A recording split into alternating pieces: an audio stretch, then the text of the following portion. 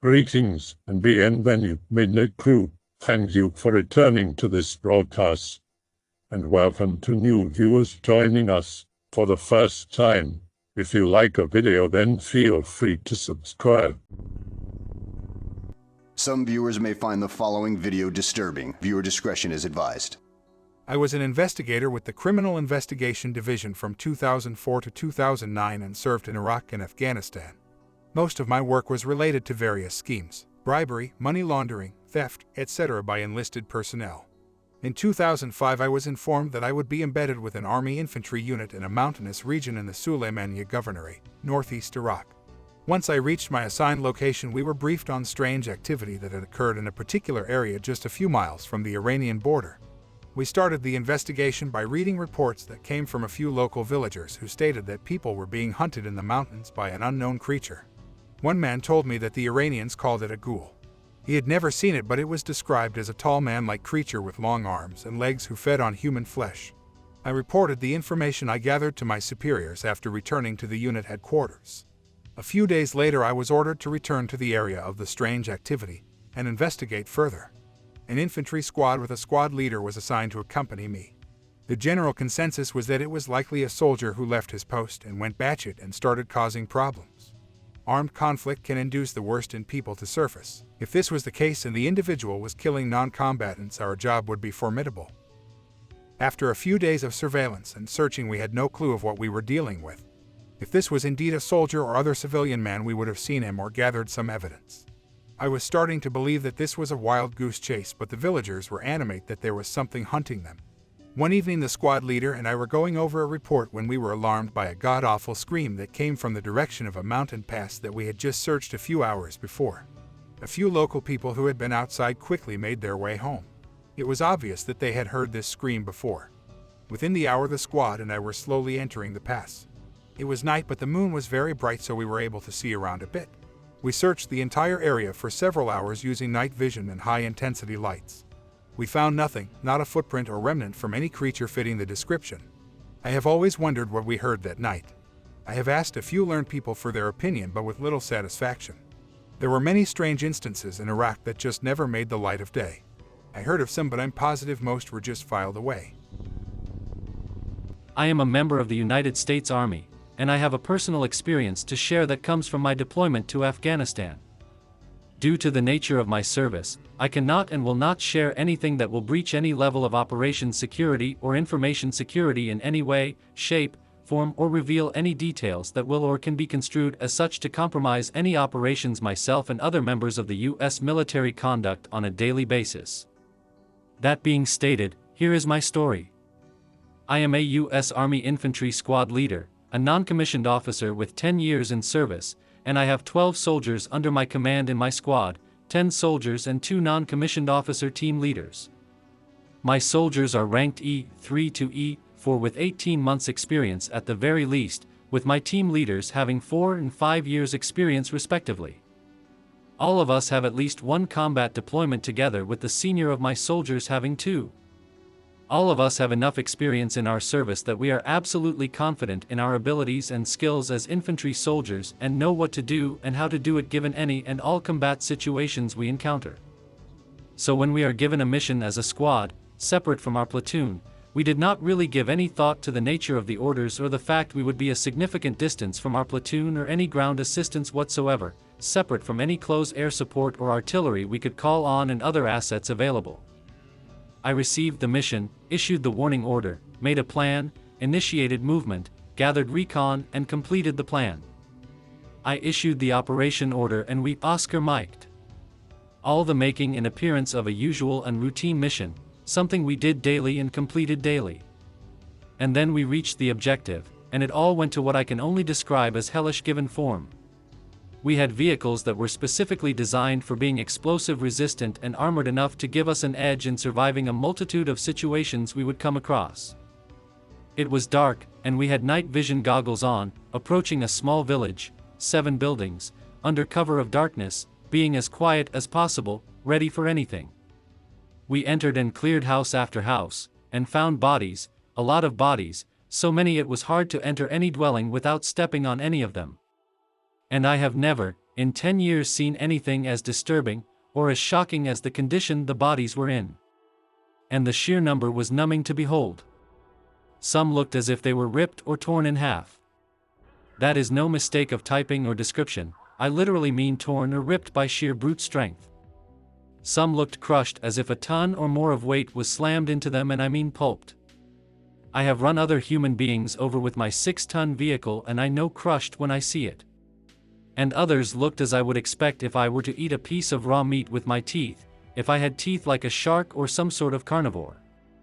Like something had taken a big chunk off of them and kept going, and the rest looked like what I would imagine some sort of mythical monster or something with claws or teeth or sharp anything would have gone through them, like so much defenseless flesh all at once. We finally reached the end of the village, and met something I can only describe as the closest to demonic as human language can make it. And it was terrifying. Thinking about it as I type this is giving me chills, making my heart feel like it'll burst from my chest, and that at any moment that thing will burst from somewhere and do unspeakable things to me before it kills me, ripping me apart like a rag doll full of blood and flesh. I still have nightmares about it.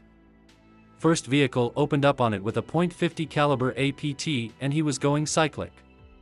Next thing I know, I see a 6-ton armored vehicle that can take up to 80 pounds of explosive force and come back rolling, literally flying. Not roll, not flip, fly. It landed in the middle of the freaking village in pieces. 6 damn tons of armor. Flew 700 meters. My vehicle was next, and I have never cycled an automatic grenade launcher so fast in my whole career. I was linking belt after belt after belt, and I was unjamming it almost as fast as it jammed. I am screaming my head off on the radio at the same time trying to get a hold of my other vehicle, call in close air support or artillery, and ordered my squad to shoot this thing with every weapon we have, even though I know for a fact that we were all doing it anyway, and I am still screaming. I can hear screaming and gunfire, that sounds like millions of voices screaming with us, with explosions and tearing metal. Absolute chaos is in control here, and I'm screaming, crying, and praying. But then, the craziest thing I've ever seen happened. Everything went absolutely silent. No sound. No voices. No gunfire. No explosions. Nothing. The world went mute.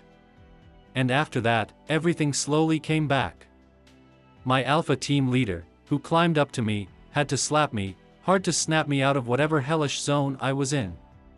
My best guess is shock, but unlike anything ever I heard, experienced, or watched.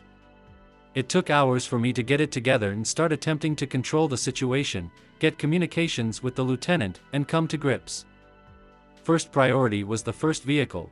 We could not raise them on comms, so I sent 2 to go see if they were alive and needed medical attention. Then I realized we didn't get a bomb damage assessment on the thing we just unloaded on. I directed my driver to get closer to the area, and I noticed something right off the bat. There was damage everywhere except for one spot. And that spot was untouched and pristine, like it had never been subject to all the firepower we had directed at it.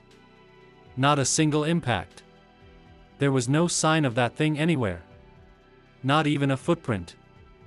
I had been deployed 7 times in 10 years and never have I seen anyone or anything walk away from that much firepower. Ever. I know for a fact that no human on this earth could. My 5 soldiers in the first vehicle lived, miraculously due to the cab being reinforced, but suffered severe blunt force trauma from impact, enough that all 5 in the vehicles were immediately given medical discharge and 100% disability a few months later. My other soldiers are all receiving the best psychological care possible. I am undergoing psychological evaluation as well due the report I gave to my command. The treatment given to me and my squad is no surprise. However, the way my report of the incident was handled and what happened after is very confusing and very frustrating. No more about this has been mentioned or acknowledged again. I do not care if someone believes me anymore, as every time I am asked about it and answer, I am met with reactions of disbelief or pity and sympathy for my damaged mental state. I am even attempting to be cleared to continue my service, and am forced to lie to my counselors and therapists about my progress in recovering from my experiences. I am still haunted by this incident, and it still gives me a racing heart just thinking of it. These are two accounts of the most scared I've been, both while stationed in Afghanistan. First, late 2011, Helmand Province, Afghanistan. I was standing post on a small 8-man patrol base at about 2 a.m. in the morning. Post consists of 4 plywood walls, bulletproof glass, and sandbags. I had been up for about 24 hours at this point and was starting to hallucinate through my night vision goggles, mildly seeing school buses and the like. All of a sudden, bang. I first thought it was a round hitting the bulletproof glass. Realized about a second later that it was a rock. Immediately on high alert, adrenaline flowing, I scanned the area with mini thermals and get no heat signatures from anywhere. The strange part was that we had double-stacked razor wire about 30 meters out from the post, and it was all open ground for about 30 meters past that, so any rock throw would have had to be amazing. I called up to the change of command and had them use a big thermal camera on a stick to scan the area in case I missed something. They got nothing. At this point, I'm kind of freaking out thinking there's someone out there that I can't see, but they can see me.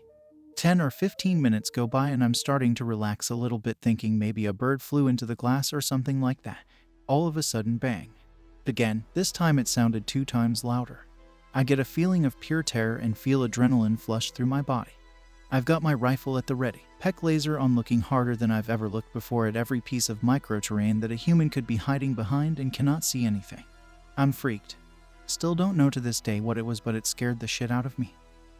Second, early 2012, still in Helmand Province, but a different, bigger patrol base. A 13-man plus Afghan National Army platoon around midnight on post. This patrol base had gravel lining the whole grounds to keep us down. It was a poorly built defensive position with blind spots everywhere. I was 6 hours into an 8-hour shift when I heard some gravel crunching just below my post, which was about 10 feet back inside the wire. Very unusual because we had an early AM patrol and everyone but myself, the other post stander, and the one guy on radio watch and the change of command were sleeping. I call out, "Who's that?" The crunching stops and I get no response. I used my radio to call the change of command and ask if he was walking about. He tells me no, so I ask him to come check this out. I make sure to tell him to be careful coming around the corner and have him keep his rifle up, weapon light on, and pop the corner. As I see him walking out of the change of command, the gravel crunching sound picks up again, but this time rapidly, like someone running. Once again, high alert, adrenaline flowing hardcore. I'm thinking we've got someone inside the wire, so I start yelling stop, or I'll shoot in Pashto. The sound stops and my radio watch pops the corner ready to shoot, and nothing. There's nothing there. So once again I'm freaked out. He chalks it up to me being paranoid and lacking sleep, but I'm not so sure. About an hour later it happens again, almost exactly the same way with nothing being there. I have the radio watch, wake up my buddy, and he stands on post with me for the last hour, which passes without incident. I still have no clue what it was. A kid inside the wire somehow, a cat, a dog, a ghost. Who knows? All I know is I have never been more scared than those 2 incidents. When I was serving in Afghanistan, I witnessed some strange stuff. First off, I did not see any creatures but encountered some weird stuff. One of the roles I served was essentially a hearts and minds role, in that we made an effort to get to know the locals and get them to look at us in a better light. Just simple things like giving out food, building things, bringing the kids footballs, etc. One family we constantly met was a family of goat farmers. Over the weeks we got pretty friendly and would share stories through our translator. One day I was talking to him about his goats and how hard life is out here. He said it was fine, but the only thing that bothered him was Bahamut. I thought initially it was the local Taliban strongman or something, but he said it was an animal. Now this next bit is said through a translator, so bear that in mind. He said, "It's the running wolf." The translator and I didn't really know what he meant, but he just said again, "A wolf that runs like a man." He then asked us to follow him. Initially I refused, but eventually relented as I felt he would not lead us to danger and it may offend him more not to. He led us to a cave about 30 minutes away. In this cave we found what looked like crude drawings on the wall. Nothing you could make out well, but definitely something someone had drawn by scraping rock. But more disturbing was several gouged lines in the rocks. About 1/3 of an inch deep and about a foot long. We had a joke about it, but I tried cutting a similar mark into the wall with my knife. I couldn't do it. Bear in mind I've been powerlifting since 16, so I am pretty strong, but couldn't come close. The biggest red flag, however, was the remains of what I think was a goat carcass. Now this cave was about 300 yards up about a 60% incline. I don't know how a fox, which is the only predator I saw out there, could A. kill a goat, B. drag it from the closet farm 1.5 kilometers away up that slope into the mountains. It freaked me out, to be honest. For the remaining 3 months of that tour I heard noises that sounded like a woman wailing. Might be something, or might just be a grown man being scared by a herder story. I'm not weighing in on if they are real or not, but I did find this compelling. In December of 2003, Afghanistan, we were preparing a raid on a small village in Khost province, looking for a high target ID. It was around 0330 hours and was stationed just outside the village that was around 9 feet high in the mountains. What I witnessed that morning was exactly the same account that the people from Phoenix, Arizona witnessed back in March 1997. That only difference was that I had night vision goggles and a thermal nuclear scope. That early morning it just finished snowing and the sky had just cleared up. I could see all the stars in the sky. There were a few clouds as far as my eyes could see. I was a gunner pulling guard on top of a vehicle, so I had a 360-degree view. That morning I saw what I believed to be a fighter jet flying over us since we had air reconnaissance. They were our eyes in the sky for this mission. But what I witnessed right after was breathtaking and shocking at the same time. The first thing I saw was a dim white light coming from behind us at a very slow speed, almost like a floating balloon, moving very slowly. My first instinct was it was one ours. But then the more I saw it moving, I realized it wasn't one of our aircrafts. So I pulled down on my night vision goggles to take a closer look, and what I realized was that this light, as it was moving forward, it was covering all the stars in the sky. So I looked up and behind me and I could see a triangular shape with 3 dim white lights on every corner as far as my eyes could see, with the exception of a fourth light which was much bigger and brighter of an orange color. This orange color bright light was centered on the triangular shaped object. And from this light I could see something burning like a white phosphorus light, going from bright white light to bright red and then orange. And every time this happened, a light was shooting down, and it kept doing one after the other as if smaller light were flying off this colossal object. I tried getting the attention of my squad and bringing it up to my non-commissioned officer, so I explained that there were some weird lights in the sky, and he quickly dismissed it as if we had air reconnaissance flying over us. So my next instinct was to dismount the thermal nuclear scope I had on top of my cursor weapon so I could aim it at the object. What I saw with this scope was thousands of small fragments of lights following this object. It was like a scene coming out of a science fiction movie. This object covered at least 3/4 of all the sky and covered at least 3/4 of all the stars in the sky. Whatever this thing was enormous. To this day I have never seen anything like it. Just as it came, it left making no noise whatsoever. Like it never happened. I related my story to my wife many years ago and stand firm on the testimony I have written. I hope that you enjoyed tonight's broadcast. If you enjoyed tonight's story, then please subscribe to the channel, as more green texts will appear daily. A new broadcast will appear when the clock strikes midnight Central Time.